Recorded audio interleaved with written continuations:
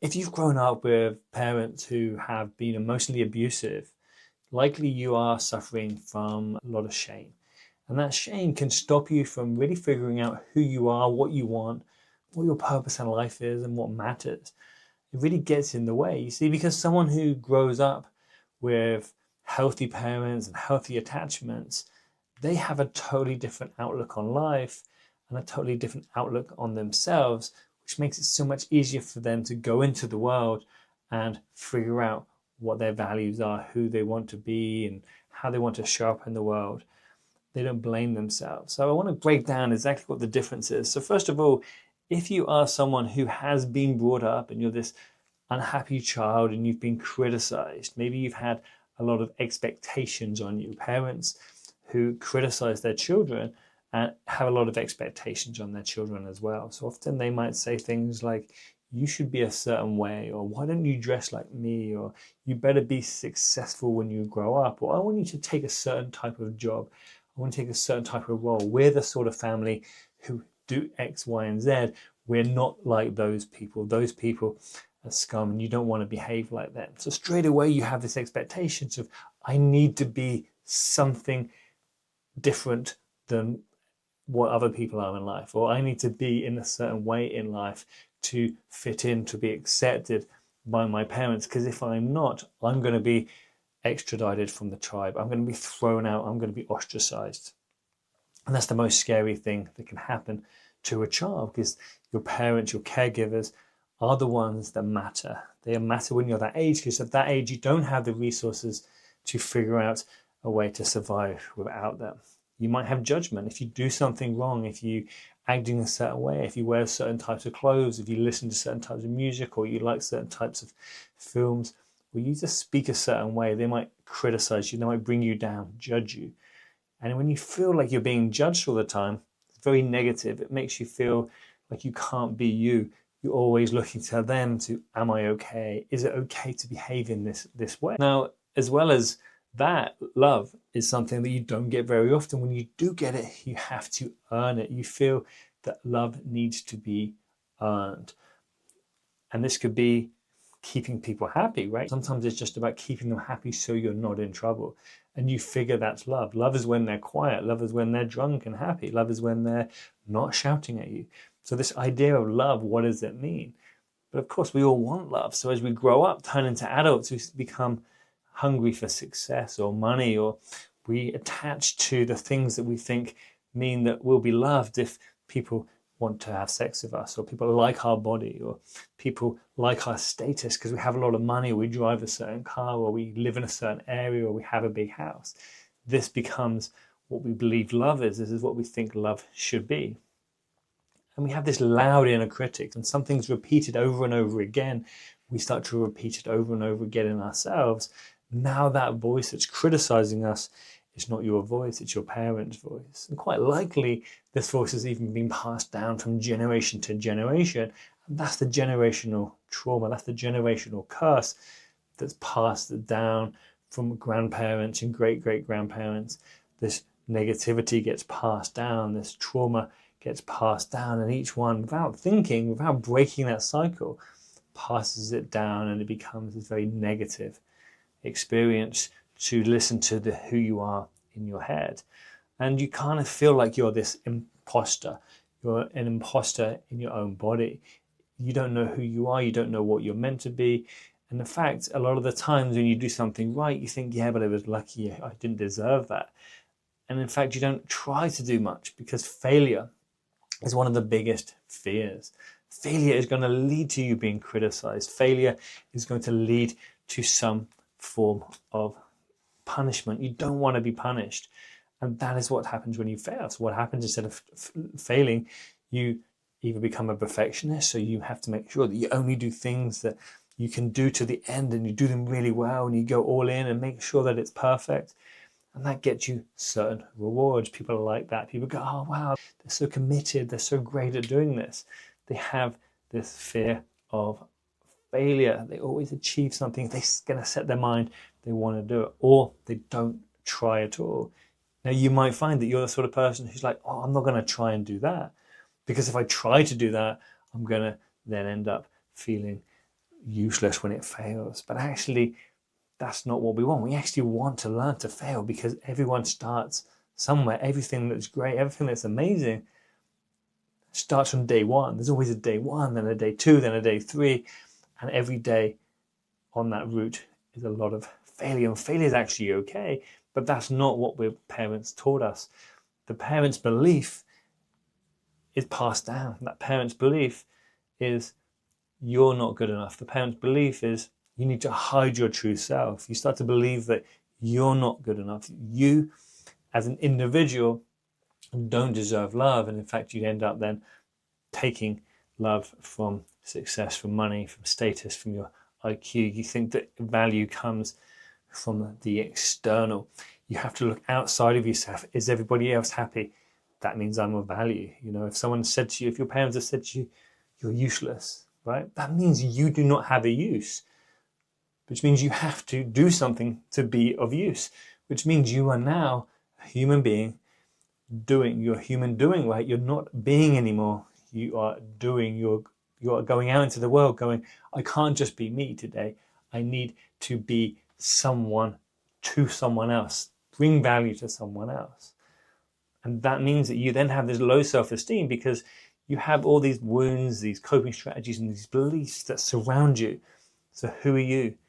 I don't know. Because on the outside is all these different coping strategies, beliefs, mechanisms, and that is who you believe you are.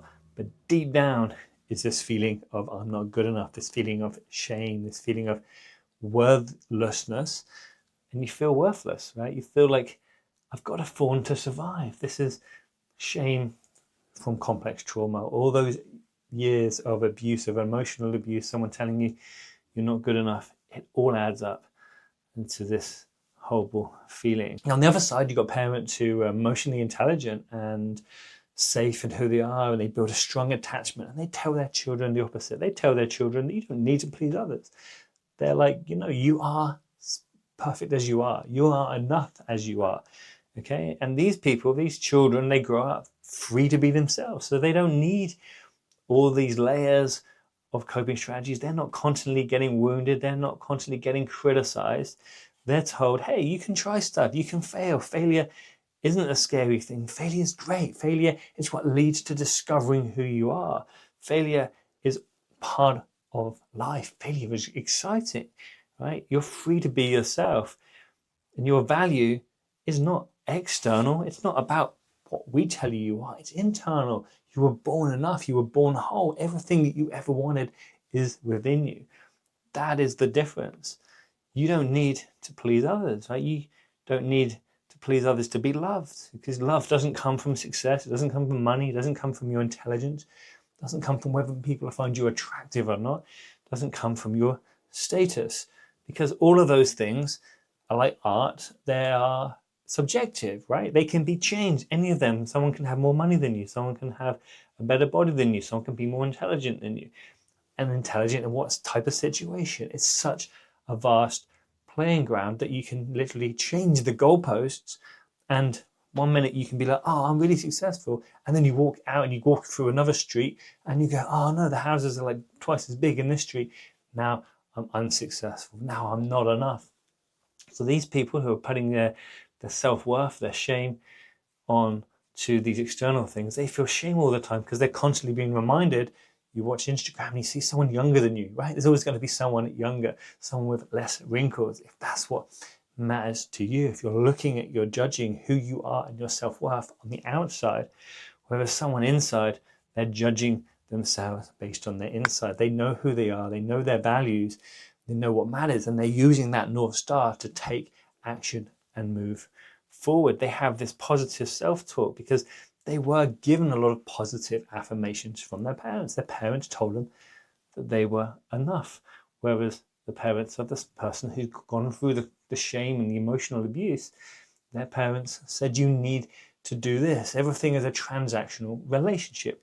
It isn't a transactional relationship with the child who believes they're enough. They are told love, success is within you. As long as you're happy, we love you. And we love you even if you're not happy. We love you unconditionally. There is no condition. This is unconditional love. And this creates this sense of, I am enough. I can try things. I can live my life. I can figure out who I am based on my experiences, not based on the external world.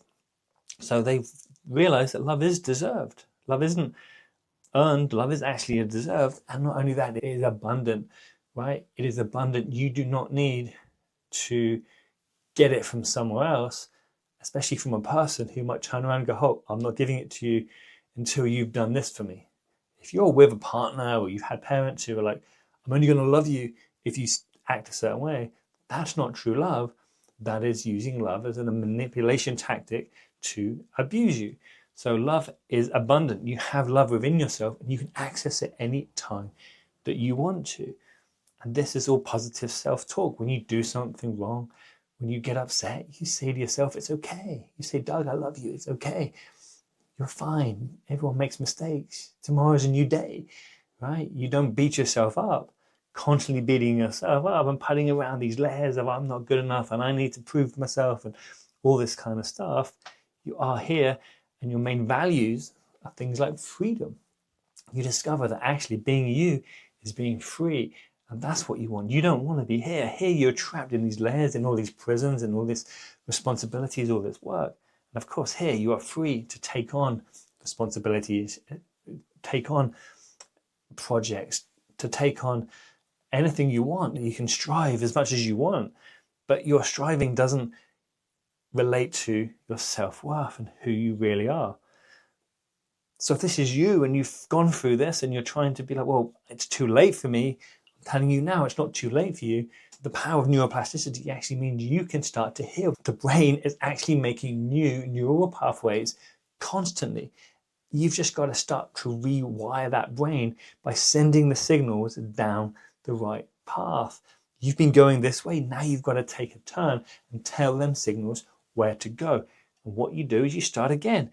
You start to reverse everything that you've been taught. So you start to reverse the damage by positive self-talk. You start telling yourself lots of good stuff about yourself. You start to tell yourself it's okay. You start to tell yourself that you are loved. You start to tell yourself everything positive that you were told. You write a list of everything that was negative, all those negative beliefs, and then you start to unwind them beliefs. If you have a belief that you have to always make sure everyone else is happy or everyone else eats before you eat, you rewire that. You start to tell yourself, I can eat first and then other people can eat. I don't need everyone else to be happy for me to be happy. You start to change those beliefs. You start to practice doing the opposite, training your brain that when you do the opposite in small, slow exposures, you start to explain to yourself and trust yourself. You start to learn to love yourself, and you learn that it's okay to try these little things one step at a time and nothing bad happens. Because you are loving yourself. You don't need love from somewhere else. So you practice every day, telling yourself affirmations, doing metta love meditations. You tell yourself every day, I am enough.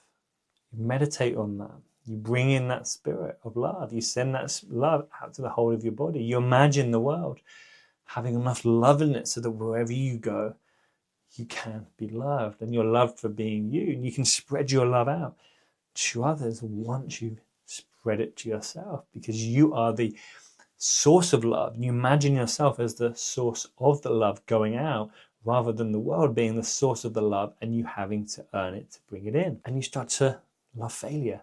You start to reframe failure. Do you remember when you were a kid and you're playing a game? Like, that's the whole point of like getting dirty. You want to fall over, you want to fail, you want to like just things to go wrong. It's not until the parents come with their messed up beliefs and they say you shouldn't get muddy, you shouldn't get dirty. That's them. They just don't want a messy house, right? They're the ones who have this external belief that they'll only be okay as long as the outside world is fine. What you want to do is start getting messy. You want to start falling over.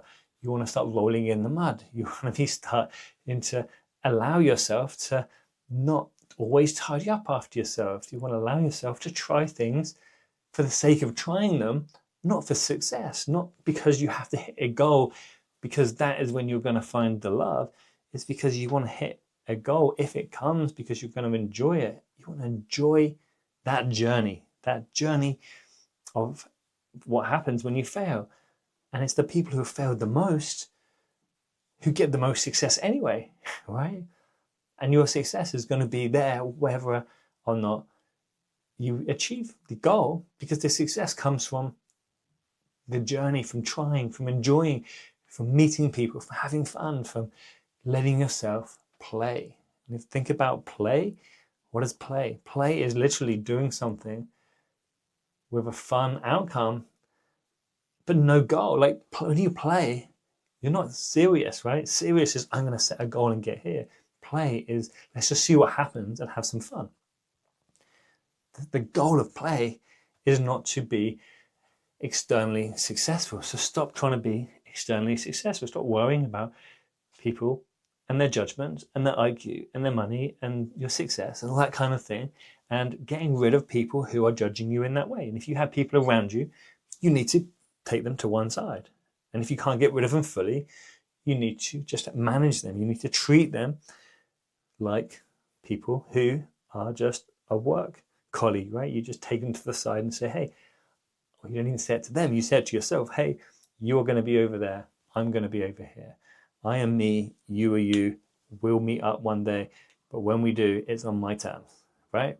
So you start to take back control of your life, the people that you hang around. And importantly, you start to reframe what's going on here. You start to tell yourself every day that I am enough. You start to tell yourself that I don't need to do anything to be someone, because you are a human being. You are not a human doing. And remember, that's so important to remember that you are a human being. You're not a human doing. So stop doing things for other people. Start being with yourself in this moment, because right now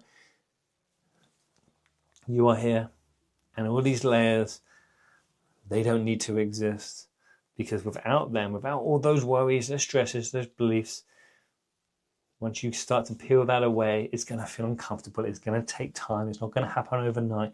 It takes work.